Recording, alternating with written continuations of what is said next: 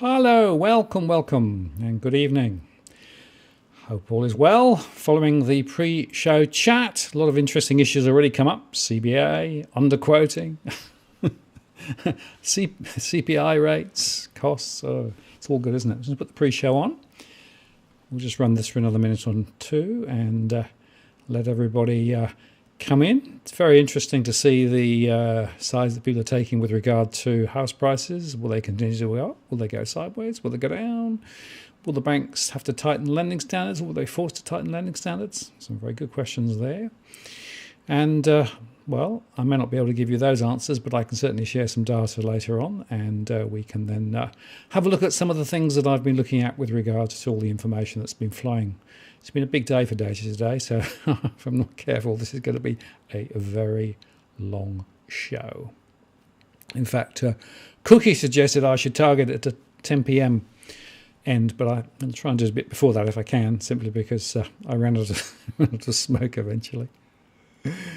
Oh dear, yeah. Donna, there is actually an email on the website if you look at the Contact Me, or if you look at the media page on the DFA blog, you'll see the email there. All right. Okay. Hi, Wayne. Good to see a few others there as well. Let's just put a few comments up in the few moments before we go to the full show. Good point from George. James is highlighting the NRMA's warning of petrol prices. Yep, I know. And Bruce is thinking they won't let it happen. We will see, eh? Time to make some coffee, says Junk Bond. Good idea.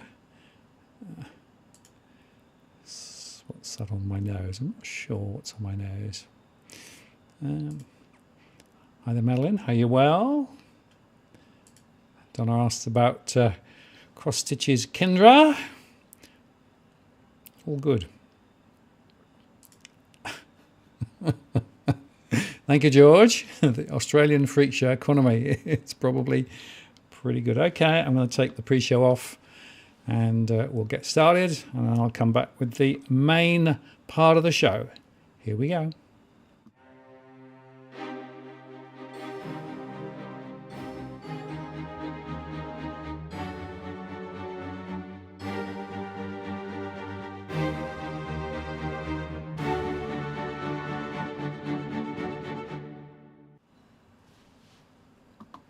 Well, good evening and welcome to this live stream event. Another Tuesday, early March, 2nd in fact, of course, today. Only 28 days from the 2nd last month, of course, because February had 28 days. Martin North from Digital Finance Analytics here. A lot to get through this evening. A lot of people on already. And good to see so many regulars come back, but also a few new names too, so welcome to you all, and really pleased that you've chosen to spend a bit of your Tuesday evening with me. What I'm going to do first of all is just go through some of the early slides and some of the data. During that time, I won't be looking at the chat particularly frequently, so if you've got specific questions for me, hold off and I'll tell you when I'll be looking at the questions. And with that, well, let's just get the show underway. So the running order for today, as normal, it's pretty standard. This introduction, the house rules, about our models, some key slides, and then we'll do some questions and answers, and then move on from there. Sign off probably 9:30, maybe a little bit later. There's just so much going on at the moment with regard to all of the questions. Lots of issues, of course, tonight as well. And in terms of the house rules, just want to highlight a few things as normal. This isn't financial advice. I really have to say this every time. This is just analysis. It's data, but it's not financial advice. I'm not qualified to give financial advice, so please don't take it as such. It is simply based off data. Do please play nice in the chat room. No racial slurs. The chat is moderated. I have in the past had to turn a few people off, and don't like doing it, but if people get overbearing, they do disappear. This is as at the 2nd of March. Why does that say the 3rd of March? I'm ahead of myself. Anyway, 2nd of March. Whoops, sorry about that. Do use Walk the World if you want to get my attention on the chat. There's always a lot of stuff going on in the chat there. Frankly, I don't necessarily follow it all. There's just way too much going on. But if you use that Walk the World, there's a really good chance that I'll see your question, and then there's a chance that I can answer it. Of course, if you want to use Super Chat, you can get to the top of the queue. That's one way to make sure that your question gets spotted. Or indeed, if you'd like to make a contribution to the ongoing running of the show, we don't do this for profit. We do this because we think it's important to talk about this stuff. So that's always an option there to use Super Chat. Now, in terms of our models, just for those who've not seen this before, we survey households on a rolling basis, 52,000 a year, 1,000 a month. And all that comes in, and 1,000 a week, I should say, 4,000 something a month. And that goes in to drive our models. We pull information from multiple sources to be able to analyse everything that's going on. We use that then to run projections in terms of where prices might move, for example, and the data comes in weekly, so the information is as at last Tuesday. We also cut and slice the dice and look at the information across multiple dimensionality. Rubik's Cube is often used as the analogy there, so we can look at by location, type of household, all sorts of things like that. All that's pretty important in terms of understanding what's going on. And we can also then take our universe, drive scenarios out of it, and we'll talk about the updated scenarios tonight, what's going to happen over the next little while.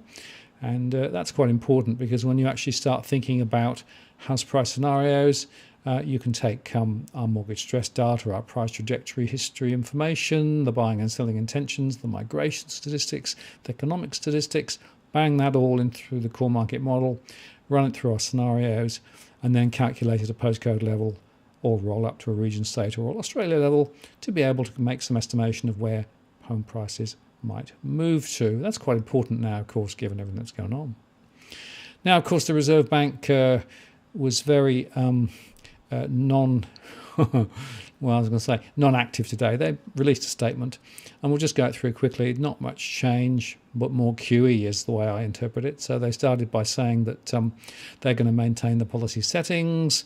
That includes the target of 10 basis points for the cash rate and the yield on the 3-year Australian government bond. And, of course, the term funding facility was also discussed. The outlook for the economy is bumpy, uneven. And they also made the point that the longer-term bond yields have varied considerably, and they're talking about positive news to do with the vaccines, fiscal stimulus in the US, and that move on the bond rates is essentially signalling some of the new threads coming through, but making points, of course, here that exchange rate might be impacted. They're worried about the exchange rate. It's way too high at the moment. Then they went on to talk about the economy. Recovery is doing well, they said. GDP is expected to grow by 3.5% 2021-2022. Decline of unemployment to 6.4%, and that's still way above where it was previously. Remember that that's not a proper figure because JobKeeper numbers are not in those numbers. They're basically then underscoring the critical point. Wages and price pressures are subdued and will remain so for years. So they're not seeing a big bounce back in inflation, neither are they seeing a bounce back in wages. The economy is still operating with considerable spare capacity, and the unemployment rate remains high. And if you look carefully, they're basically saying there's got to be a tightening of the labour market to generate wage increases. And with unemployment still around 6% by the end of this year and 5.5% by 2022, it's unlikely that we're going to see anything significant in terms of inflation. In fact, they're saying 1.25% in 2021 and 1.5% in 2022. CPI inflation is expected to rise temporarily because of the reversal of some of the COVID price-related reductions. And that's important to understand. So there will be potentially a short-term blip in terms of inflation, but that's to do with the unwinding, not to do with structural changes in the economy. We'll see. Others, of course, around the world are believing that inflation is going to be more rabid. I'm probably not in that camp personally, but I'll explain why that might be a bit later. Then let's just look at the other comments quickly. They basically said that the policy settings will continue to support the economy, that lending is going to continue. Of course, rates are very low. Lending standards remain sound, they say, and it's important they remain so. I have my doubts about sound lending standards, particularly when people can get 8 times income to get a mortgage, which is what's happening at the moment in some cases. And then they went on to talk about the bond purchase program. They bought more than they were planning to. They basically extended that program. They're going to buy some more bonds, and the bank is prepared to do more if necessary. And the ADIs have tapped up 91 billion under the term funding facility. They've got access to another 94 billion. And of course, the Reserve Bank's balance sheet has gone through the roof, up 175 billion. And basically they said, we're committed to doing anything we can to support the economy, to get inflation between 2 and 3%. And that means we need wages growth, and that means it's going to take a long time. So that's basically their thought. So really was very little new stuff, frankly, in that information today. Now, The Economist and many other people are saying get ready for more bond market scares, and I think that's probably right. We are going to see this potential battle between central banks and the bond markets in particular. And my theory is that over the weekend, central bankers got together and essentially had a big discussion about how much liquidity to put in and where to buy bonds and things. It was coordinated, what happened over the last couple of days. And not surprisingly, therefore, the rates dropped back temporarily, although I'll show you a bit later. Temporary is the key word. And I think we're going to see more of it. So it's not solved. I think we're going to see more of it ahead. And now, in terms of other information that's come out today, the Roy Morgan ANZ consumer confidence was higher. It's now sort of at the long-term average. It wobbles up and down, of course, every time there are lockdowns. It drops and then it comes back. And interestingly, the expectations on inflation ahead has gone up as well, they said. And then CoreLogic, of course, reported very strong property price growth in February and nationally over the month up 2.1%. Not uniformly spread, of course, as you can see there. And even the annual rates are not uniform. Backwards in Melbourne, minus 1.3, and stronger in some of the smaller areas, very strong in Darwin, of course. Darwin has had many years of very negative property price momentum, so don't read too much into that. It's also very small volume, so don't read too much into that. And you can see there the median values. Now, you know, whether you believe this data, I'll leave you to decide that. My own view is, bearing in mind how they come to their numbers and the fact that their information is somewhat delayed simply because the settlement data doesn't come through for 2 months or so. I don't know how they can be so brazen about this at the moment, but there you go. That's just their particular statement of what's going on. And they also, of course, had something else to say as well with regard... Whoops, what's happened there? Here you go, try that. Yeah, that's the month-on-month changes, just so you can see how that's looking. And then they showed the data with new listings are rolling off. So in fact, the black line there is 2021, and you can see that the listings are 140 compared with 220 over the last few years. And then the rolling 6-month sales volumes, they're saying, well, it's gone up a bit. Sure, has gone up a bit. Units, not so much. Houses, pretty strong. A lot of that, of course, is in the regions. And you can also, I think, take a view from other people who may be saying, well, you know, listings, yeah, fallen. SQM basically said, yep, significant listings down 13.1% over the year. New listings, well, small movements. In some cases, you know, it's more significant. Sydney, more significant perhaps.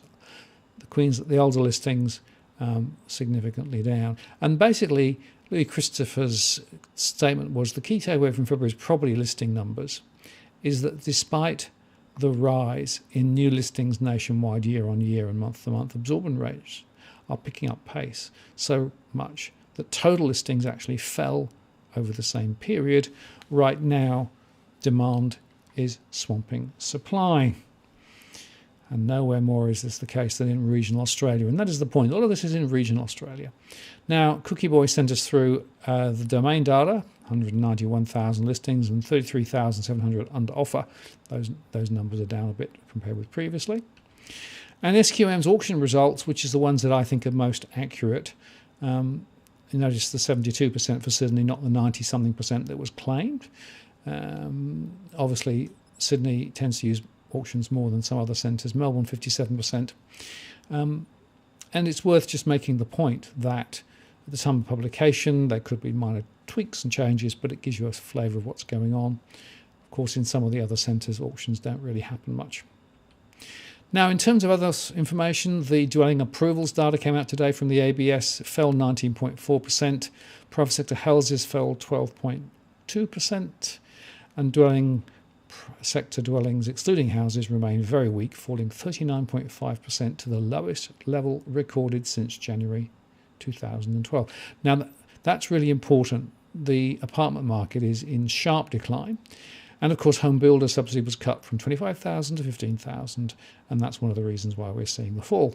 So remove the stimulus, and things go backwards.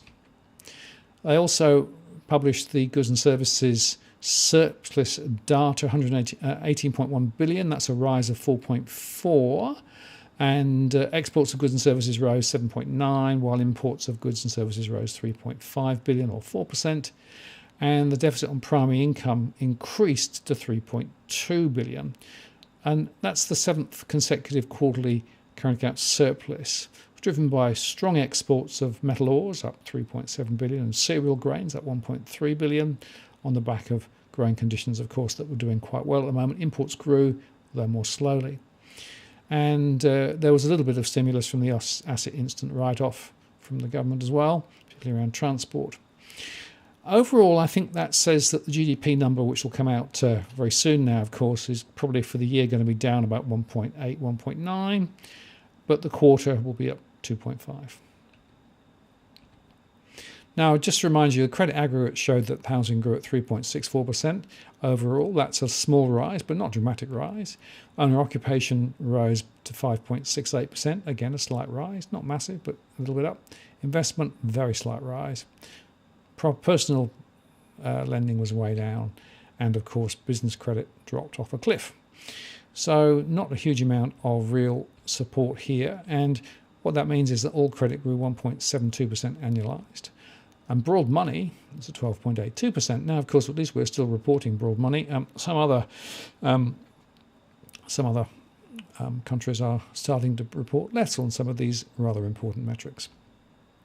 In terms of selected portfolios, just worth noting that Commonwealth and Macquarie are driving the way. Westpac, of course, is also writing loans as well. National Australia Bank didn't write additional investment loans. Remember, this is the net of new loans, old loans paid off. New home loan commitments were strong according to the ABS in January, and you can see there the peak both from the owner-occupied and investor. Owner-occupied much more than investor, of course, and that excludes refinancing. You can see that that included construction. Of course, the government's stimulus package was there, plus the purchase of existing dwellings. And investors are waking just a little, but actually, if you look carefully, it's mostly houses, not units that they're buying. Growth is widely based across the states, so this is a significant broad-based recovery in terms of momentum, in terms of new loan commitments. But it's really important to understand that commitments aren't necessarily the same as drawn down loans. First-time home buyers, of course, very strong thanks to government incentives, pretty much where it was back in 2009 at nearly 17,000 plus. So first-time buyers piling in. But just a note, funded loans and committed loans are not the same. So all those loan commitments may not necessarily translate into funded loans. And in fact, if you look at the data, you'll see there that overall the proportion of loans funded was significantly lower than those approved. So there might be delay, or it might be that people get approvals and then don't actually transact later. So it's worth watching that down the track. Also, just this from Westpac, just to highlight that wage inflation is well below trend. And this is a critical point, right? Because remember the Reserve Bank said, well, we need wage inflation to pick up because that's the only way we can actually deal with inflation. Well, all the data from everywhere I'm seeing suggests that wages are going backwards, if anything. And they've been going backwards in real time for quite some time, in real terms, quite some time. So that's a real problem. And frankly, this is not just an Australian issue, this is a global issue. Many wages are actually very, very low compared with where they were previously. That's a big deal. Now, interesting from MPA, according to the Australian Banking Association, 82,000 Australian borrowers are currently on home loan deferrals. That, of course, ends at the end of March. But interestingly, a lot of people who then try to refinance aren't getting the cheap loans.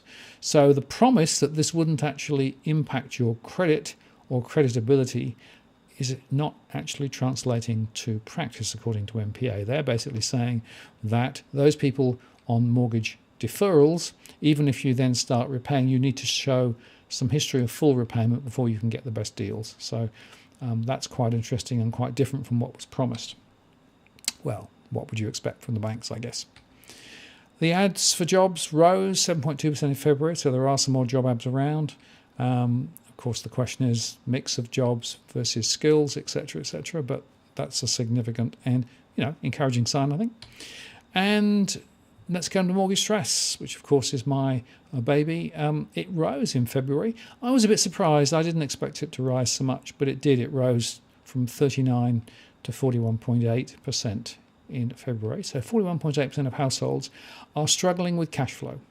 And the reason that it happens like this is three reasons. Firstly, we've got more people with bigger loans because they've been drawing down new loans quite recently, a lot of first-time buyers. Secondly, a lot of people are having to start to make repayments because of the deferrals now coming to an end. And thirdly, some of them are off JobKeeper and therefore are now having to either meet from their own resources, their mortgage repayments, or manage it some other way. So those three things are really impacting. A lot of SMEs are also caught. A lot of SMEs never got JobKeeper in the first place. And with all these lockdowns, particularly in things like hospitality and in retail, there are a lot of SMEs who are really struggling, and that means that they're not able to make their finances work. And remember here, I'm measuring flow. So this isn't defaults, this is flow. Are people able to manage all their financial obligations, or are they having to cut corners? And basically, if you're in stress, it means that your net position means you're having to cut corners, you're having to prioritise, maybe put more on credit cards, maybe borrow from deposits, or get another loan or whatever to try and manage it. So it doesn't necessarily mean it's all going to turn to porridge tomorrow, but it does actually give us a longer term indication of what's going to happen ahead. Now, I can actually then just remind you that the income to debt ratio is reported by the RBA at 179. That's wrong, because that was, of course, all households, but only 1/3 of households borrow. So mortgage purposes, so you need to multiply by roughly 3 times, which basically says the average debt to income ratio is more like 3 times. And here is the data on the mortgage stress by state. And you can see there that the state with the highest degrees of mortgage stress, the Northern Territory, is at 50% and Tasmania at 59%. Victoria is at 45%, higher than New South Wales. That Victorian number is very much to do with the extended lockdowns and the fact that many households are still struggling as a result of that. WA is also rising. It was 39 previously, now 41. And that's partly to do with the new transactions that are going on, and partly to do with the fact that they've still got some issues with regards to income and employment. Rental stress is highest in New South Wales at 49% of households who are renting. It's pretty high in Victoria at 37%, and then we get down to ACT at 34%. Interestingly, previously we've had higher rental stress in ACT, but it's dropped off a bit recently. Average across Australia, 34%. Mortgage stress, 41.8%.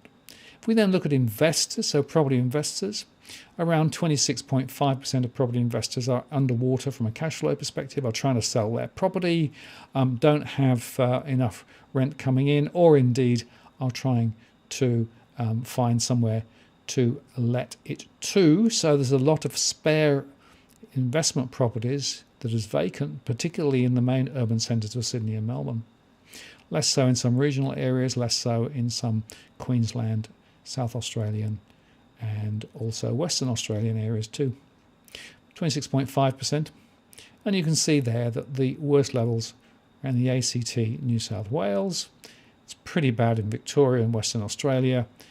Queensland a bit below that, whereas in the NT, South Australia and Tasmania is not so much an issue. And then I measure overall financial stress, which is this aggregate measure. It's an aggregate of those three elements, and it tells us where the biggest issues are. The ACT and New South Wales have the highest levels of financial stress at 44% each. Then we have 39% in Victoria, 35% in Western Australia, 34% in Queensland, and it goes down the list, 38% on average. That's a big deal. That's a lot of households. 1.5 million households in mortgage stress, 1.7 million households in rental stress, 850,000 stressed investors, and overall financial stress out of the 9.7 million households is 4.1 million. That's a big deal. And this comes back to this fundamental issue that I keep raising, which is that you've got some portions of the economy doing very well, people in full work and doing well and are saving, but you've got this other group who are not, and that's why I keep talking about this K-shaped recovery. So there's some doing well, some doing not. What I'm spotting here are the ones who are not. And unfortunately, I don't see a way out in the short term of this particular set of issues that we're seeing. Let's then just flip over to look at it by our segment. So this is actually a mutually exclusive set of data looking at different types of households, from young growing families and young affluents through to battling urban disadvantaged fringe, exclusive professionals, the most wealthy, and then other groups too. And you can see that from a mortgage stress perspective, the highest stress is among young growing families. That's been quite consistent. And then it's amongst the urban fringe and those on the edge of town. Those two areas. A lot of those have bought new properties and maybe not the plan quite recently, and that's where a lot of the pain is. Also, I'll highlight some of the multicultural groups are also in difficulty. Exclusive professionals at 33%, not doing too well either. Some rural issues too, and then mainstream suburban as well. So it's quite widespread. If rental stress is most significant amongst the mature, stable and multicultural groups, but we see it quite broadly spread, and 38% of young growing families and 47% of young affluents are struggling. That's some significant, 47% there of young affluents, because they're often living closer into town, yet their incomes are actually under pressure and they're having difficulty servicing those rental streams. And then if you look at the investor, you can see there that the investor footprint is 48% among exclusive professionals and 55% among young affluents. So those groups are the ones with multiple properties, with very often a leverage situation, one property off another, and with vacancy rates and all that sorts of things.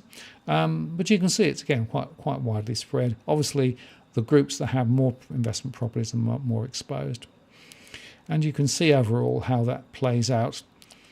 The ones I'm most concerned about, ultimately, I think, are the younger groups, young growing families, a lot of first-time buyers there, the young affluents with first-time buyers there.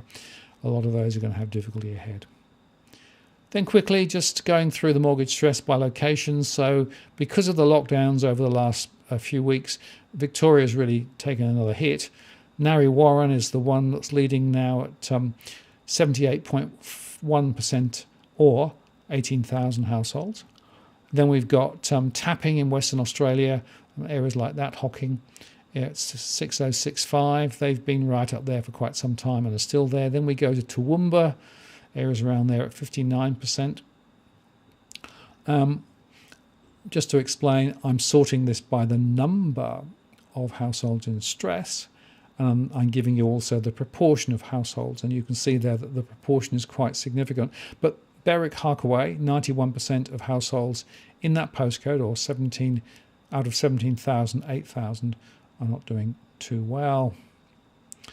And if we go down the list, Chipping Norton, Liverpool, places like that, Ballarat, Sydenham, Victoria, Roxburgh Park, Victoria, Point Cook, Werribee, Victoria, back across to the west with Tamala Park and places like that, Hoppers Crossing, I always get that wrong, 3029, and then we go to other New South Wales one like 2567, which is including Mount Annan, places like that, Harrington Park, Frankston, Victoria, Cranbourne, Victoria, Pakenham, Victoria, Salisbury, South Australia, and so it goes on. So it's quite widely spread, and even down the bottom there we have places up in Tasmania like Launceston, places like that. So it gives you a bit of a flavour of what's going on. Then we can look at the same for the rental stress, and again here are the number of rental stress households and the proportion. Chipping Norton, Bidwell, Greystanes are up there.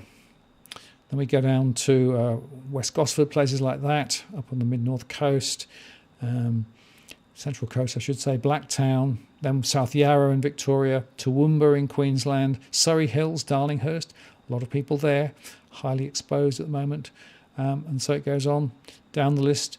And then of course we have New South Wales 2000 right in close. It includes places like the Rocks and Millers Point, places like that. And then we come down to Wollongong, not doing well, Cranbourne in Victoria, Point Cook, Werribee, Derrimut, Victoria. On it goes, Springfield Lakes and places like that over in Queensland, Dandenong South, places like that. And then we have the South Bank. And so I just want to highlight again, Victoria 3006 and New South Wales 2000 are registering quite significantly there. Then I'll just go to look at investor stress. This is quite interesting because we have Mandurah and Meadow Springs, places like that, right at the top of the list. A lot of investors there in deep doo-doo at the moment. South Yarra, of course, as well. Hornsby Heights, Surrey Hills, Darlinghurst in New South Wales, Clovelly, Randwick, Greystanes, places like that. We can go down the list, some Queensland places, including Mermaid Waters, Bateau Bay, Shelley Beach, the entrance. So, Central Coast again. Glen Waverley, St Kilda. Now you can see some of the same ones. Cranbourne pops up again. Dawes Point, Haymarket, Millers Point, the Rocks. And so it goes on. So there's some interesting correlations between all of the different types of stress. And then we'll finally look at financial stress. And Toowoomba takes the biscuit with 40% of households, or 19,000 exposed to financial stress through one way. Then we go to places like Liverpool, Chipping Norton at 18,000. And then we go to Bidwell, which includes Lethbridge Park, Minchinbury, a few others there as well. And then we go to Cranbourne, Victoria, no surprise there, Point Cook, Derrimut, down the list a bit to Ballarat and Hobbs Crossing, Fountain Gate, Craigieburn, Greystanes, South Wentworth and Westmead. You can sort of get the flavour of who's actually being squeezed. So it gives you a bit of a flavour of how it all is playing out. Now, let me just talk quickly about the stress mapping. I do have my stress map loadable, and here is the key. So basically what we're looking for is the orangey reddy colour means the most stress, and it goes down through, you know, the yellows and the greens and the blues down to the lowest. So if I load that up, this is actually the mortgage stress mapping for Sydney, and you can see there that you've got some stuff closer in, but a lot of it's to do around Liverpool, Fairfield, around here, up towards Blacktown, up around there. And if you drill in a little bit, you can see there that places like Bondi is on the list. A lot of those are actually areas where you've got young affluents who've bought, but you can also see some of the other areas that have been impacted as well. It's quite an interesting patchwork in terms of the various things that are going on there. Now, what I can also do then is just quickly go to, let's go to Queensland next, 4,000. Okay, so we start within central Brisbane. Doesn't look too bad close in. As we pull out from there, you can begin to see some of the areas where higher levels of stress exist. It's certainly not as severe as some other places, but we do get the occasional hot spot, as you can see there. And as we come out, places like 4154 and 4155. And then if we come out further, we begin to see out towards the west, towards Ipswich. No surprise there, I guess. And we come out even further, we can begin to see places on the Gold Coast and north of Brisbane also being impacted. So again, it's quite interesting just watching the distribution. It's not uniform, but there are pockets there that are actually significantly impacted by mortgage stress. And then I'll just do the same thing here with 3,000. We'll go to Victoria next. Victoria, of course, still reeling to an extent from the closures that we had. And even close in, we are seeing signs of mortgage stress in some areas, like in North Melbourne, Moonee Ponds, north of Melbourne there. It's two very significant areas, Moonee Valley. And as you pull out, you can begin to see other areas. You go towards Hume and Brimbank. It's significant there. So north, it's quite a lot up towards Whittlesea. You're also seeing over towards Dandelons that way, and also over the other way as well. And if you pull out further, you can begin to see more of the damage. It's a real patchwork story. And we get to the point where we start seeing Ballarat coming in and places like that. And what I find fascinating is a lot of these areas are high growth areas, a lot of construction, a lot of new stuff still being built, a lot of stuff sold over the last few years, and very, very consistently exposed with big mortgages and big costs. A lot of first-time buyers still buying, of course, so it's pretty interesting. If I go to 5,000, I got complaints last time I didn't do Adelaide, so I'm going to do Adelaide this time. So this is looking at Adelaide. We're drilling in from 5,000 and then stepping back. And it's not too bad, but again, you see some pockets of stress as you begin to step back and look at it. North of Adelaide and to the up into the Adelaide Hills, we're seeing some of that's actually also to do with some of the recent bushfires as well, I should say as well. But you can see that there are a few significant pockets where stress is quite high. Other areas not looking as bad. So again, you've got to go granular to really understand what's going on here. You can't just talk generically about house prices or stress or things. You've got to go granular into particular postcodes. If I then go over to 6,000, which of course is Perth. Again, interesting stories here. We are seeing some pockets of stress beginning to arise because of the changes in the market recently.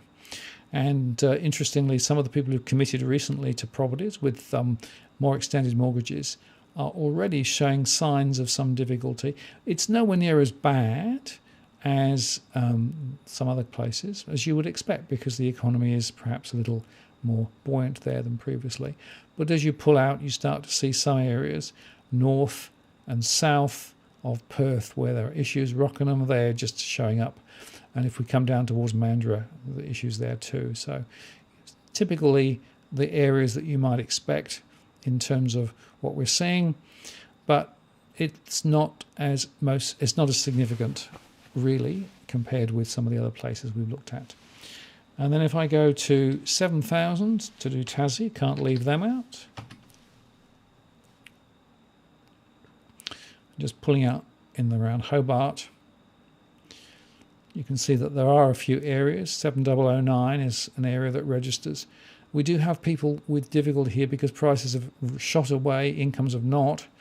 And many people, of course, are still exposed to the fact that the tourism industry is pretty limited at the moment. So that's definitely having an impact as well. So you can see some of the Hobart ones there.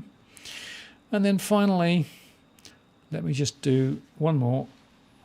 We'll just do 8,000 or 800, I should say. Go up to Darwin. Look, very low numbers, of course, of households, so the sampling here is a bit more suspect, but you can begin to get a bit of a flavour quite quickly. So again, a little bit of pressure in some areas, nowhere near as much in terms of the proportion, and of course, significantly supported now by significant price rises. So all of those things are helping, but nevertheless, we keep an eye on that too. So there you go. That's the story with regard to mortgage stress. And let me now go back to this. Okay, just quickly on the scenarios. As I've said before, I'll say it again. The scenarios are just ways of thinking about different futures. I'm not forecasting. I'm just showing you the different ones that might be there. We run the 4 scenarios forward from today. And this is the current set. Hardly any change from last month. We did increase the QE in our best case. This is, assuming the vaccination gets rolled out quickly. There's still a significant probability of price rises over the next 2 to 3 years now, based on what I'm seeing, based on the very low rates and everything else. But there is also a considerable issue relating to whether that's going to be derailed by longer term crunch because of more virus issues and variants. And, you've got to be conscious perhaps of more significant downside. Nevertheless, we are actually picking the more positive scenario as our base scenario for purposes of our modelling at the moment. So that's where we are at the moment. And just quickly on the postcode tools, just to explain, the tools are not quite ready to be launched yet. We're doing a bit of work to modify them and update them, but the postcode tool is online and I've got some postcodes to put into it shortly. We will shortly then be moving it up into production, and at that point we will be contacting those in our Patreon program first to be given first access to it. There is a lot of good functionality now in the tool, and what I'll do is I'll make a separate show once that tool is good and ready to go. So watch that space. It's pretty close now. We just haven't quite got it done in time. But what I can do is bring the tool up like so. And I had a couple of postcodes to talk about before I come back to the questions. 6169 was one I was asked to do. So that's that one there. And this is just a good illustration of the way that the system works.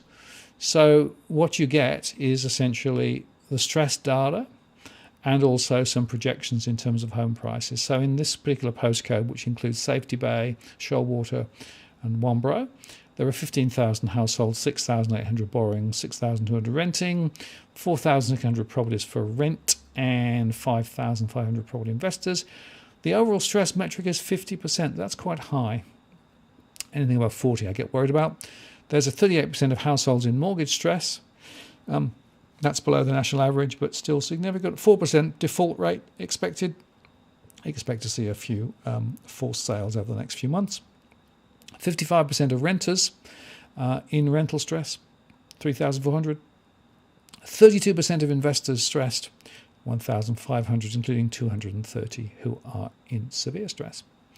And in terms of the price trajectory, we are thinking that house prices could go up about 5% this year, come back slightly in the next 2 years. On our what we call our bullish case, that's sort of the best case, that's the one that I'm suggesting is likely to be coming through. If, on the other hand, things go a bit pear-shaped, then prices could fall. Units, significant potential for some rise and then a fall. So that's the trajectory that we see in that postcode. And then I was also asked to do, which I'm going to do now, is 4870. Somebody asked me that before we got going. Whoops, 4870. So let me just put that one in. 4870. Okay, places like Cairns. And there, 32,000 households, 9,900 borrowing, 18,600 renting, 13,900 properties for rent, and number of rental property owners, 8,900, 27% in financial stress. That's a lot lower stress than the other one we looked at. 35% of households in mortgage stress at 3,400, 3% in default, and 20% in rental stress, 70% in investor stress, so you can see why that's lower. And we're projecting rises of 8%, or 9% in fact, and then another 3%, and then a slight easing in our best case scenario. Our worst case scenario is a very slight fall, and our mid case just pretty much line ball up above. And units doing reasonably well as well. So there you go, that's that one. Okay, so let me now come back and see what we have in the chat. Of course, I've got a lot of chat to come up with, but this is one Cliff asked, 3888. Let's put 3888 in and see whether we can make 3888 work for you. 3888. Where's that one?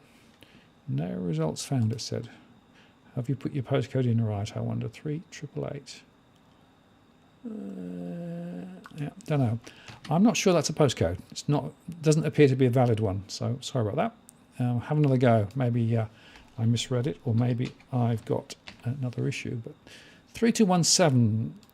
Let's do that one instead. 3217 from Marcel. There you go. Let's put that up. Yep, I agree with you, Marcel. That's a growth corridor. But interestingly, the financial stress levels are not as high as some. 32,000 households, 9,900 borrowing, 18,000 renting, 13,000 properties for rent, 8,900 rental property owners, 27% in financial stress. That's a relatively low number relative to some of the others. 35% in mortgage stress, so that's a significant proportion, 3,400, 3% defaulting. Rental stress only 20%, investor stress 17%. So we're estimating significant rise this year in our bullish case, sort of 9% and then 3% the following year. Worst case, slight falls. A mid case, just above neutral. Units slightly different there. So there we go. Okay, and I'll do one more and then I'll go and check the earlier chat to see what I missed. Jason, thank you for that. I really appreciate that contribution. It's greatly received and helps us to cover the costs of the things that we do. It's busy old time. Whoops. I missed you. You moved. Okay, James asked for 5108. Let's try putting that one in.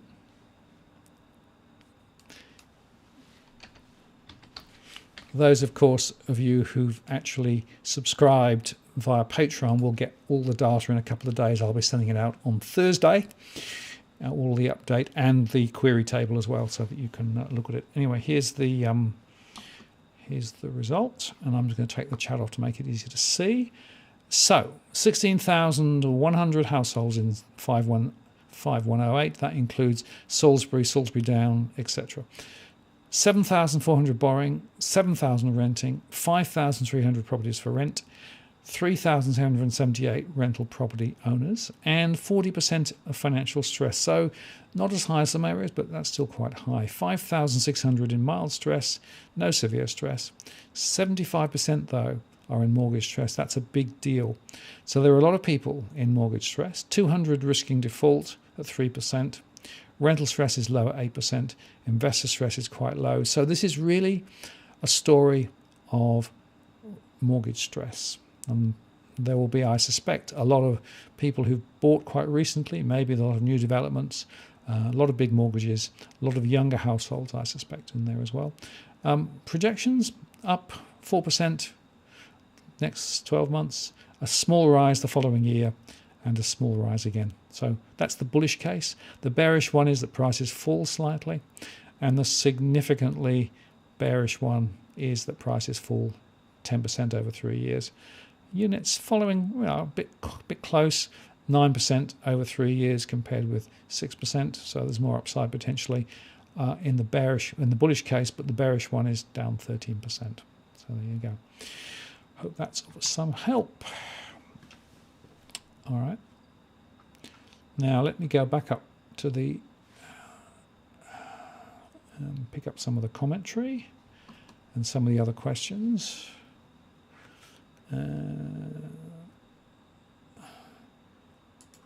Jerry makes a very interesting point about the listings, and that is that there are lots of listings that stay on the portals long after they're sold. Yep, that's probably true. I actually don't think the portals are very accurate at all. My analysis of what happens with regard to the real world relative to the portals is they're about 50% accurate, so they're not really very accurate at all, I'm afraid. Logan makes the point about the RBA aims to be the owner and lender of all. Well, the RBA is owning more and more of Australia. Look at what's happening in Japan with the Bank of Japan buying more and more of Japanese markets. They own more of the stock markets and other things too. The RBA is going the same way. The question is it going to take us anywhere useful? That's really the interesting question. Buildings approvals were booming. Yeah, really? Well, the latest data suggests maybe not. The fact is, we had a bit of a boom, particularly for house construction, because of the it's very strong support from government around home builder, but that's going now. And we're seeing, I think, approvals drop away. High rise, hardly at all. And in fact, more high rise development that was in train is actually slowing or being stopped. And there are more building companies going into receivership. So it's a story of two types of property. Houses, one thing, particularly high rise units, another thing. Otto says the market's at war with central banks. Who will win? That, sir, is a great question. The truth, of course, is nobody quite knows, although the old adage was you never bet against the Fed. They have unlimited resources, and coordinated central bank action has definitely been happening recently to support the markets. The question is, have they been successful in doing what they were trying to do or not? And, I have to say, I'm not totally convinced that they have been. If you actually take a look at the, let's say, I'm just going to pick one up here. Let's just look at a real life example of the market at the moment. I'm going to go for the Aussie 3-year because that's obviously the benchmark. Aussie 3-year is there. Okay, if I then push that should then go there, and then I should be able to show it to you. Let's go there. Okay, that's the Aussie 3-year, whether it tells you too much at all. But the 10-year is quite interesting, right? Because basically, if you look here, you can see that after the Reserve Bank minutes came out, the 10-year went up. And that's what's happening. So what we're seeing is that there's a tussle between central banks and the 10-year. And in fact, the US is a bit the same. So this is real life data on the 10-year in the US, and you can see there that it's, let's roll that out. There you go. You can see there that it's going up again. So yeah, they are probably going to have to control the yield curve, not just at the 3-year mark, if they're going to be successful in holding this together. And the question is, can they go on doing that ad infinitum? And the short answer is, well, of course they can, because they have unlimited resources. The question is, at what point does that run out? And what is the impact of all that quantitative easing? Now, there are people who argue that the quantitative easing leads to potential inflation, all those things. Although if you listen to other people, and in fact I've got a conversation set up with Steve Van Meter on Thursday, we're going to explore this in more detail. The argument he makes, which I think I agree with, is that there is this transfer from one pool to another pool. It's an accounting set of entries, but it doesn't necessarily mean that it actually flows into the real economy. And if it doesn't flow into the real economy, you might not get inflation. In fact, very low rates and all that money flowing into the Federal Reserve, as it were, doesn't necessarily drive inflation at all. So it's a minority view, but I think it's one that we should probably still give quite a lot of consideration to, because if we don't get inflation, then what it means is that the reserve banks around the world will fail in their targets. Then what do? Do they do something completely different? Do they just try and talk the market up? So the tussle between the bond markets, particularly, and the central banks has only just begun, in my view.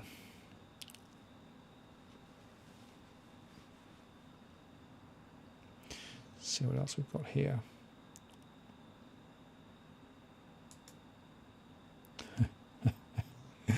Yeah, there's an interesting comment from Vanessa. Fed wire goes down and the 10-year rate goes to 1.5. Suspicious? Yeah, there's a lot of funny stuff going on. They've also stopped reporting certain things as well at the moment, of course. And so there's a little bit of shenanigans. We'll probably never know. And, of course, the reporting of precisely what they're doing and when they're doing it is always a bit suspicious. We know, of course, that the Reserve Bank in Australia bought $2 billion basically did a lot more than they thought they were going to Friday, Monday, to try and basically, I think, shock on all the market. But as I showed you from those results in terms of the rates, I'm not sure it necessarily worked. So it'll be interesting to see how it goes ahead. But now there are some funny things going on.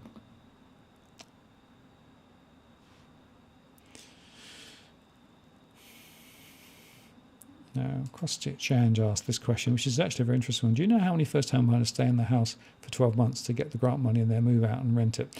It was quite a thing.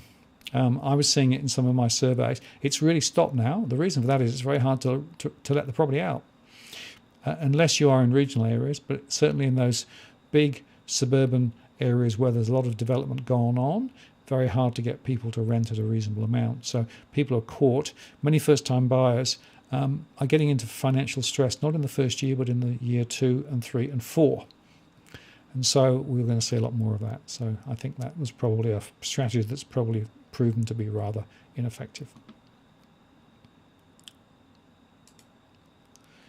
And this from Otto. So central banks are buying bonds furiously. It'll be hilarious if bonds go up in price and they're holding large paper losses. Absolutely, that could well happen. There are lots of hedge funds, of course, also taking positions, and don't underestimate the power of the hedge funds to be able to mess with the markets too. And volatility is the thing that they really want. And frankly, if they get volatility, that, of course, is going to be something which they will be able to trade on. And that's one of the things that we should probably reflect upon. I don't know whether you've noticed what happened to the volatility index in Australia today, but I might just display that for you because it's quite interesting, right? What do you think happened today with regard to volatility? Well, here's a clue. Let me get rid of that and put that up there. There you go. Volatility went through the roof. So that's pretty interesting, right? And guess when the volatility went through the roof? After the Reserve Bank announcement. So in other words, the markets are not convinced that the Reserve Bank is really serious about what it's doing. That's my read of it. And the volatility, of course, was very high. It was up at 18. It's 17 now. That'll be very interesting to see where that goes. And by way of comparison, the volatility index in the US is actually stirring slightly, but it's at 23, so it's not really gone up nowhere near as high as it was previously. So the US market and the Australian market are actually functioning just a little bit different at the moment, in my view. Right, what else have we got?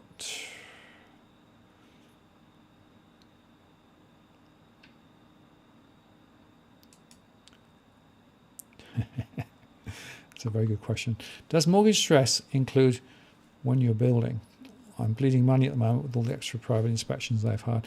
Yeah, so basically, yes, I try to get a total view of a household's money in, money out, wherever they are. So it's all dimensionality, including if they're building or whatever they're doing. So it's trying to be a gross position of all the money coming in, all the money going out. Is there enough money coming in to cover everything that's going out without actually raiding savings or putting money into loans and things like that? That's how I define it. Now, that's not the same way that many other people define stress, but it's actually the most accurate way of trying to get to the real fundamental view, which is effectively what's happening with flows. Another very important observation from Otto here.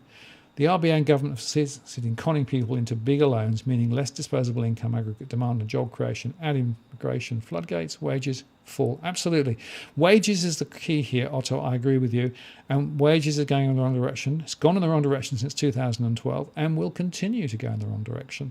I don't see anything in any of this to, frankly, support higher wages growth. And in fact, government came out today and said there aren't enough jobs around. So there aren't enough jobs for everybody who wants jobs. And of course, the job seeker process, or whatever it will now be called, includes now applying for 20 jobs a month rather than a smaller number. Crazy times.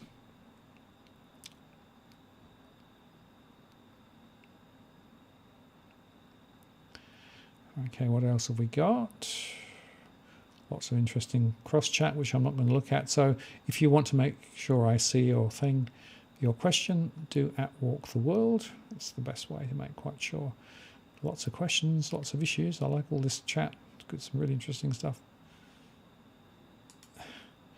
Cookie Boy makes a report. 3,000 a month leaving Victoria, yet prices are booming. How so? Prices are not booming everywhere in Victoria, right? Regional areas, they're quite strong. Houses in some areas are quite strong. Units, completely the opposite. I'm still seeing units down 20 to 25% in areas. Also seeing some of those outer suburban houses that were actually built over the last 2 or 3 years still going down in value. So yeah, it's not uniform. There is also, I think, a little bit of a change in the wind in terms of that migrator number. I think it's going to be lower ahead as well as the virus is more under control.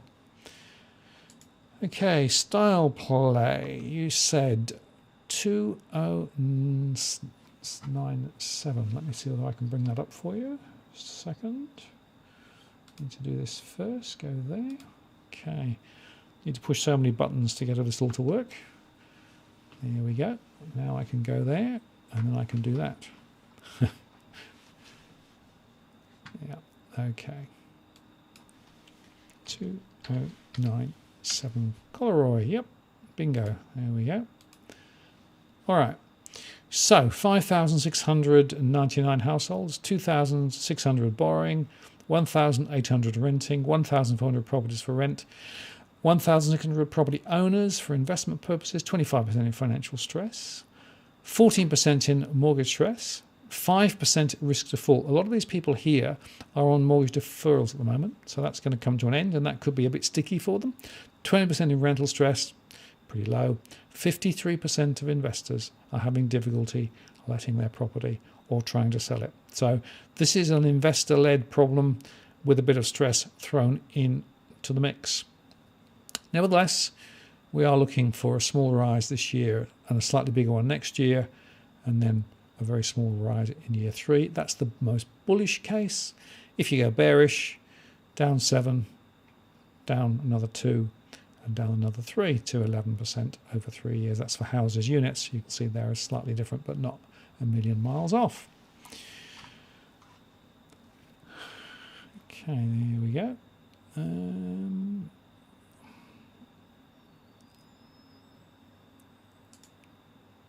Wayne asked this question, which is, whoops, push that button, there we go. Question might be, how many zombie mortgages are out there? Well, zombie mortgages, of course. APRA has said any mortgage that's been reset, any mortgage that's been renegotiated, any mortgage that any payment of any type is being made is not a zombie mortgage, right? So we are artificially suppressing the number of households with mortgage problems at the moment. Now that will come to an end probably in March. Then you have to allow 90 days for 90-day arrears to arise, then 2 months to deal with that. I expect to see September we'll start seeing the real numbers coming through, unless they change the game once again, which they could, of course, they could indeed do that.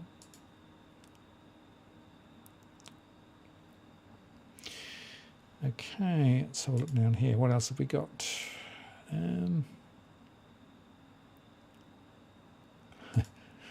Languages are on the road to nowhere. Well, it's an interesting question, isn't it? Where are we heading? Well, I can give you 2 scenarios. One scenario is that the burden of debt continues to build, and the intergenerational mortgage burden just gets bigger and bigger, and we end up essentially with more and more people who never own their property and are just continuing to pay mortgage. It's almost like a quasi-rent, right? And you end up owing nothing, and you'll be happy. Oh, I wonder where that came from. That is a scenario that we are seeing quite likely, I think, will play out. Debt will be extended. People will get used to it. They'll just pay it and pay it and pay it, and will be cash flow. And of course, the banks love that. The banks love cash flow. That's all they want. They don't want you to repay your mortgage. They want you to keep paying the interest on your mortgage. They want you to basically be a flow of cash into the future. So that's what the banks want. Now, the alternative is we get a bit of a reset, prices drop, and in that scenario, we end up with a very different situation where the banks suddenly start getting difficulty with their books, and they start foreclosing and all those sorts of things, and then people get kicked out. So whichever way you go, it's a road to nowhere. It's just, I'm not sure which road we're on, but I'm not sure it's a road that I want to be on. But, you know, this has been made by 20 years of bad policy. This isn't just the last few months. This isn't just COVID. This has been set. It's the Treasury, it's the Reserve Bank, it's those in power for at least a decade or 2 who've been doing this, and they're following a playbook of many other players around the world in central bank land as well. Okay, how else have we got?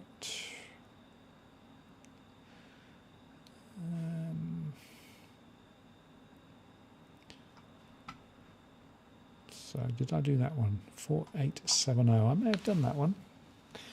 Let me just try and see whether I did it. Of course, my problem is, you see, I go back and then do some of the earlier posts, and if you've asked the question more than once, it may be that I've already given you the answer and not registered I've given the answer. Yeah, I have done that one. Thought I had. Okay, we won't do it twice. Okay, what else have we got? 5108 from James. Did I do 5108? May have. Let's have a look.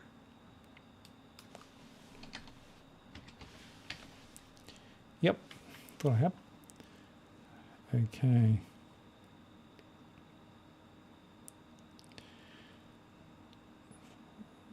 Okay.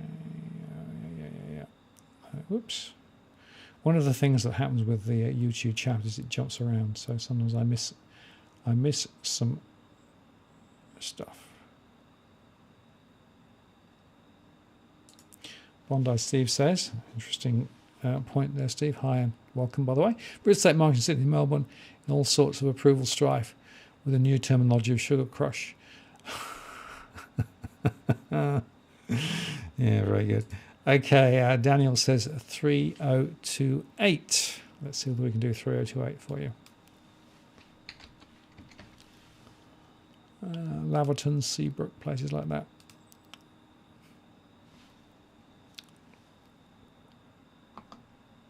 Here it comes. I'm just going to get rid of the chat so you can see it. 11,388 households, 4,600 borrowing, 4,400 renting. Properties for rent, 3,400. Number of rental property owners, 2,500. 28% in financial stress. 42% in mortgage stress, that's a high number, 1,942. 3% risking default over the next 12 months. 19% in rental stress. 17% in investor stress. Price expectations, yeah, a rise, 2.2%. Then another 3 or 4%, and then a slightly more, giving a 6.6% rise over 3 years. That's the bullish end of the spectrum. The bearish end of the spectrum is down 10% over 3 years. Units up 8% over 3 years, down 14% over 3 years. You can see. And just to explain, this gives you a sort of a corridor, if you like, between the two, right? You know, I'm not saying precisely it's going to be there. It's going to be somewhere between there and there is how I do it. So it gives you a bit of a flavour as to how I do my modelling and thinking. And some of the critical questions here are what those mortgage stress people are going to do. Are they going to sell? Are they going to be forced to sell? Will they be able to refinance? Can they refinance and reduce their repayments? Those are all sort of questions which you have to sort of kick around to be able to figure out what goes on there. Neil, have I done that one? 4510. Not sure whether I have. Let me just give it another go. 4510. Whoa.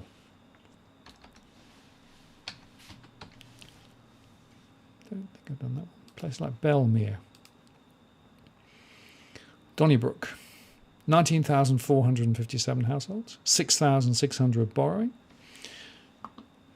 10,200 renting, 7,800 for rent, 5,400 investors, 44% in financial stress, very little mortgage stress, 18%, 2% defaults, rental stress, those high at 56%, and investors are struggling. So this is going to be an investor-led story once again.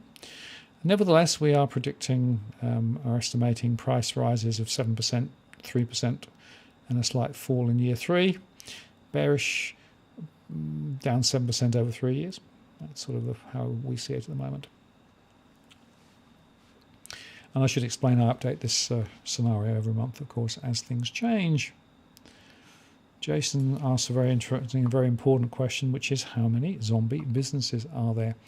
The answer is a lot. So I do small business surveys as well, and I do see a lot of small businesses in retail, hospitality, and some other education, for example, really struggling at the moment. The more recent short lockdowns really just crushed them further. A lot in Victoria are really struggling at the moment, wondering whether they're going to come back or not. So I think it's going to be an interesting question. A lot of these are small businesses, so single owner businesses or small businesses with just very limited numbers of people. And it is true, to say that some of those are going to really struggle. Remember, of course, that the bankruptcy rules got changed back, and we would expect to see more insolvencies later in the year. But again, it will take time to work through. I was speaking to an insolvency practitioner the other day who said that they'd already got more calls in the last month than previously. So we'll see how that goes. Now, Bryce, thank you very much. Appreciate that contribution. 5075. Should we do that for you? 5075. Paradise. Want to live in paradise. Sounds a lovely place, doesn't it? 4,400 households, 1,700 borrowing. Back there, I think will help. 4,400 households, 1,700 borrowing, 1,400 renting, 1,090 for rent, 1,300 investors. Mortgage financial stress 33%, mortgage stress 21%, so that's lower than some others. Rental stress is very high at 62%, 885 households. That's where I think we're going to see some pressures. It hasn't translated yet into investment stress, but it could later. But that is the real problem. That's the weakness there. Overall, 4%, a small rise again the second year, and then another small rise the third year. 6.6% over 3 years is what the modelling is suggesting. On the downside, drop of around 10%. On units down 14% or up 8%, depending on exactly what it plays out. So I hope that's given you some useful information.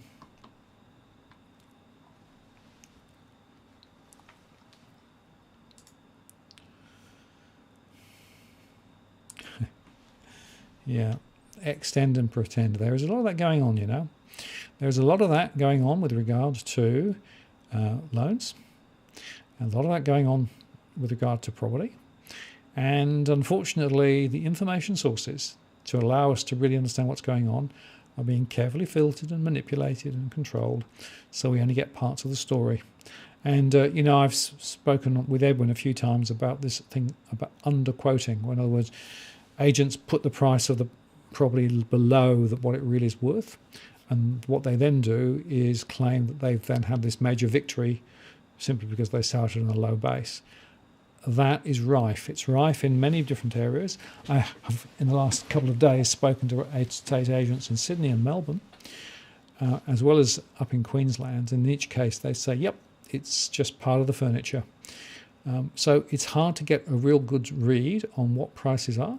Also, if you go to the portals and try and read the information as to what price sold for, it doesn't tell you. It tells you about the last asking price. The only way to get the true information is to go and look at the settlement data. That's not easy to find in a couple of states, but in Victoria and in New South Wales and Victoria, you can see true settlement data, and that settlement data gives you the actual settled information. That's how I baseline my prices, because the settlement data is actually true, whereas all the other stuff is not true and therefore subject to extend and pretend. And this is all about the big lie, right? If enough people say it, enough people will believe it, and it becomes self-fulfilling unless you get better sources of information. So look at that settlement data and use that as a baseline to be able to understand what's going on.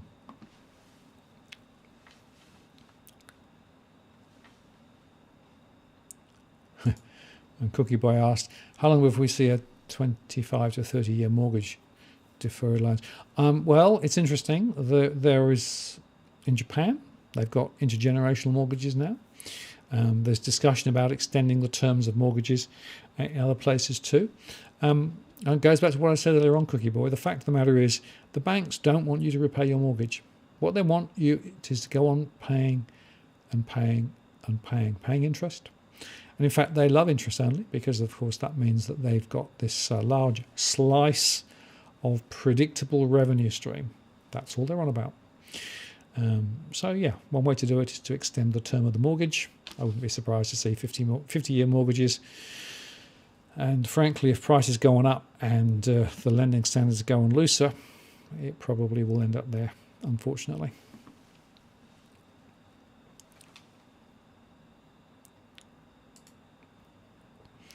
And Yogi Bear says kicking it out till after the Fed election. Yeah, that's probably right.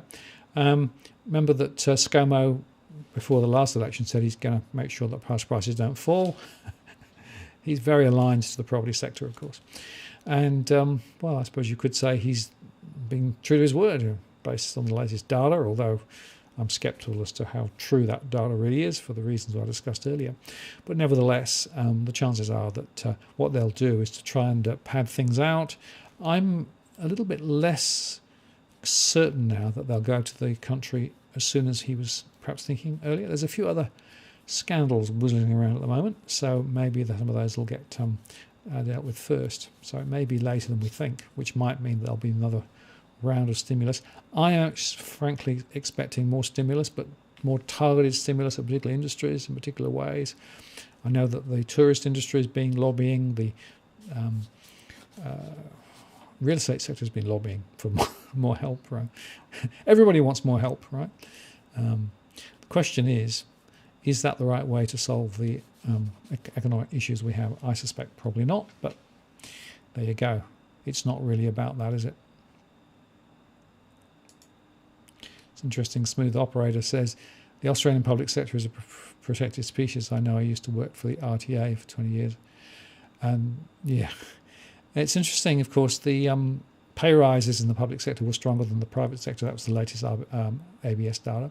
It's been consistently like that for a long time. So private sector wages are the ones that have really tanked. It looks to me as though they're putting more pressure on public sector wages now as well. And given the amount of debt in the system, it may well be that they're going to actually control that more significantly than before. Interestingly, of course, the other thing we should think about, in the UK, they're having a budget tomorrow. And there's a big debate going on there about when taxes will go up to pay for the huge debt that's been created. And interestingly, no one's here talking about tax going up. But at some point, taxes will have to go up. And the question is, which taxes will go up, how will they go up, and who will have to pay? That is a question that we should be asking the politicians now, because otherwise it'll end up as normal with corporate taxes being cut and personal income tax being lifted, which means once again we're going to be paying more and more and more as a share of total tax take, which of course is what's been happening the last 10 years, 15 years or so, whilst corporates get away with blue murder. And of course the corporates got all the job keeper. Many of them didn't need it but got it anyway and haven't paid it back. So I'm afraid that the alignment between the politicians and the corporate end of town are very strong. I suspect that we're going to pick up the pieces as a result again.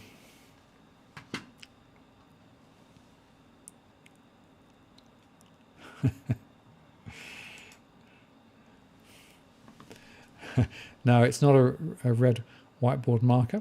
I had a slight run-in with one of my dogs earlier on, who was very, very friendly and decided to give me a bit of a bump on the nose, so that's the reason why my nose is slightly coloured as it is. But nothing worse than that. Nothing malicious. It was just a very enthusiastic dog.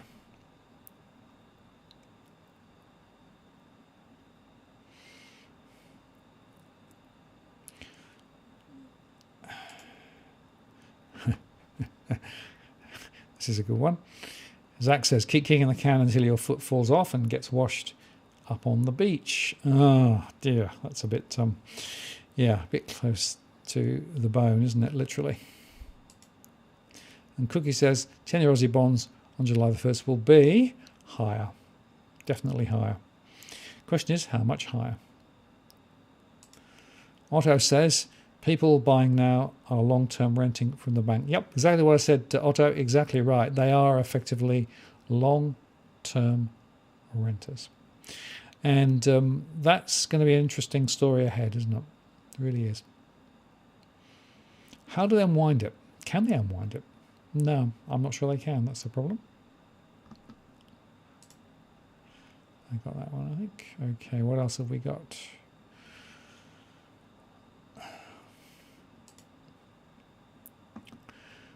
alignment of government and the corporate sector. Now that's the hallmark of fascism, if memory serves.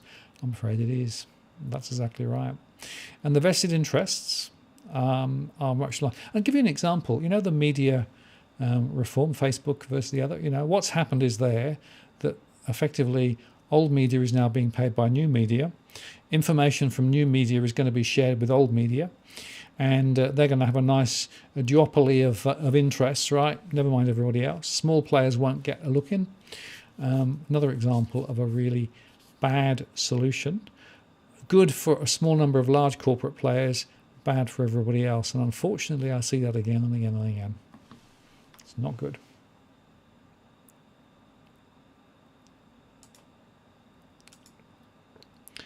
Okay, Wednesday Brown says, thanks for your ongoing hard work. Where can you find the settlement data in Victoria? Yeah, go to the Valuer General in Victoria. It's there. They publish it on a regular basis. It's not as granular as the New South Wales data, but nevertheless it gives you the monthly median price for each of the postcodes. If you can't find it, send me an email and I'll send you the link. And Jump Boz said, how do you successfully crash the market without crashing the market? Yeah, the issue is, how do you successfully crash the market without crashing the economy, right? You can't. That's the problem. We've got ourselves wired into this one-way street. And in fact, the quantitative easing and the other programs that the central banks are doing, I can't see a way out. There's no one exit strategy that I can see other than to create a huge crunch. And that's, of course, why some people have been talking about this great reset or whatever you want to call it, sort of basically throwing out the old financial system, putting a new one in or something, right? My own view is I'm quite sceptical of whether that will actually ever come through, although if you listen to the World Economic Forum, they've been at it again. More adverts just published by the World Economic Forum talking about the need to do things differently, to the benefit, of course, of big corporates and the top end of town.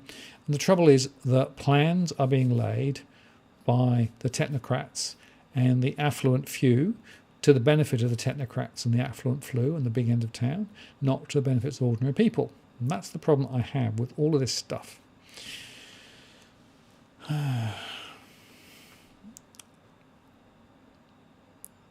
not good. Thank you, Bryce. Because it's cheaper than a subscription to the advertiser, and I really like you. Thank you so much. Appreciate it. It's all good. And Brucey was just talking about metals. Don't buy paper metals. It's full fake and manipulated by physical metal. Yep. It's true to say that there's issues with some of those so-called paper representations of metals. Is there enough underlying to support them all? Maybe not. Big question here. Are you seeing an increase in underquoting? I've noticed a spike in offers over, which are low, and the selling far above that. Yep, absolutely. I mentioned it earlier on. Underquoting is a big deal. It's rife. It's because they can then claim the markets are really buoyant. They can also try and get more people to come in and try and bid. They're trying to encourage people to turn up at auctions, all of those things. It's more about theatre than reality. And as Edwin will say, the way to counter underquoting is to bid low, not high.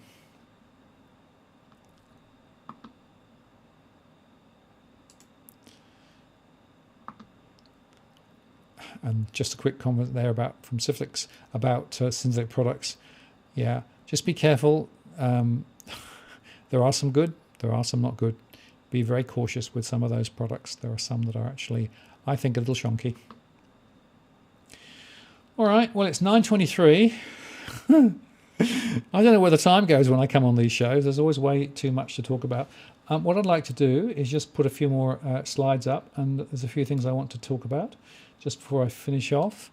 I gave you the update on the tool. So I'm expecting the tool to be fully available and accessible within the next few weeks. Those on the Patreon will get first dibs, and then we'll spread it out more widely after that. Done the Q&A. Now, I've got some rather important things to share with you. The first is, I wanted to let you know, those of you who've been following me, Winston died. That's our three-legged dog. 16-year-old Labradoodle, and he died last week. I had to take him to the vet. He finally got to the point where he couldn't get around. So he was a wonderful dog. I've made a number of videos with him over the years. He lost his leg on the same day that Trump got elected, and he had a good lease on life for the length of time that Trump was in power, and then started to go downhill when Trump left. But a fantastic dog. We've still got 2 other dogs, but in memory of Winston, he will be sadly missed. I also just want to mention this slide, and that is that if you look at valuations, this is actually looking at the overall US market and also the tech market. We're back up to bubble territory, right? It is frankly very interesting to see. So, the stock markets are well overvalued. They'll probably go higher for a bit because of the valuations and things. But the fact is, we are in for a bit of a shock at some point. The question is when. And just quickly talk about deposit bonds. I made a show the other day with a guy who runs a deposit bond company. I had a few questions from people saying, how do I get the discount? Because you can get a discount if you mention DFA. And the simple answer is, if you're interested in exploring the deposit bond, then if you're a subscriber to DFA on YouTube or on the Walk the World channel directly, just mention that, and you'll get a discount on deposit bond. It's an alternative way of funding a deposit without having to stump up money. It can be useful. Not always is useful, but in some situations can be quite useful. So just to mention that, to just deal with that situation. And if you're interested in some of the other services, the walktheworld.com.au, where we talk about our funds, that's there. And I'll be recording another show with Nucleus Wealth quite soon on bonds. And I'm also going to be recording a show with Steve Van Meter on bonds as well. I do appreciate the comments with regard to Winston. Thank you so much. It is, bit of a shock when it happens. The fact is that he had a good life, and it really is one of those things. The hardest thing about having a dog is when you don't have a dog anymore. But I really appreciate those comments, and I thought I'd share it with you just so that you can understand why I've perhaps been a little bit under the weather the last few days. But anyway, all good now, and thank you very much for all of those comments. It really is really appreciated from the community, and I'm imagining Winston with 4 legs chasing rabbits in the sky. So that's that's very good. Thank you. And Cookie's got a 17-year-old cat. Yeah, cat's gone forever. We had one that was pretty old too. They're amazing. Yeah. Thanks, Otto. Yeah, no, it was just a bad timing with his with cancer on his leg, and had to have his leg removed. So basically, the vet gave us a choice. You can either leave it and he'll be dead within a few months, or you can take the leg off and he'll have another few years.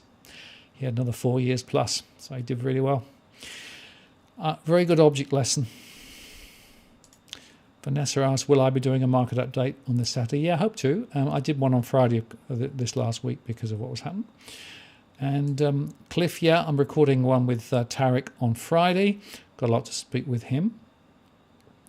And Cookie says he's looking down from doggy heaven. Yes, I think that's exactly right. Very good. And wow, Cat was 21. That's just incredible. That's a big number, isn't it? Very good. Okay. Now let me just see whether there's anything else I want to cover. Yeah, just briefly. I'll get rid of that. Okay. Just for those if you want more information about DFA, go to the DFA blog. The link's there. You will find that you can contact me. There's a menu there. You can use either the contact me or the contact media page, or there's a little dialogue down at the bottom right-hand side on the blog that you can use to touch base directly with me. And send a message, and I'll come straight back to you. You can also support our work via Patreon, and those on the US $50 a month gets the full stress data each month, and also the movement projections That will happen again in March when I send it out on Thursday. So all of those of you who have subscribed. And if you want to be one of the first users of the complete tool when that comes out in a few weeks, it'll be the same sort of functionality, but there'll be additional functionality too. Again, subscribe at Patreon and you'll be right first on the list. There are some other levels of service there as well that you can also get on Patreon. The link is there at the bottom there. And the $50 gives the stress data and also all the movement data as well. And also just quickly on the one-to-one service, still doing it.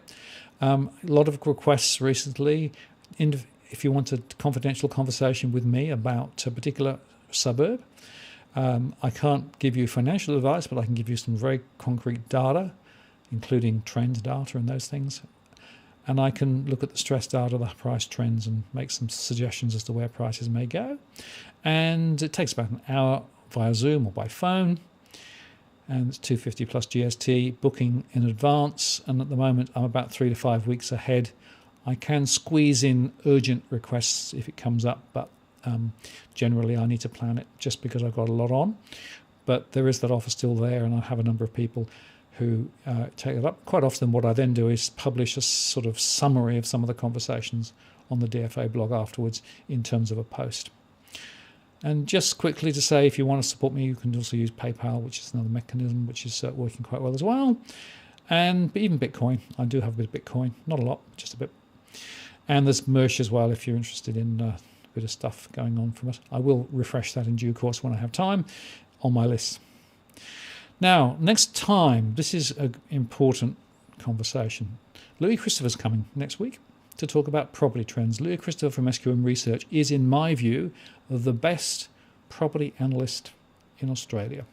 Great data, great insight, been doing it for years and years and years. And he's coming on the show, so you'll be able to ask him directly questions and deal with it. So that'll be, mark your diaries, 9th of March. And it's normal time, 8 p.m. Sydney. Lots of questions there, lots of chance to interact with Louis directly. So I'm really excited about that. Taking a bit of time to arrange, but it will be, I think, a really good show. So mark your show there.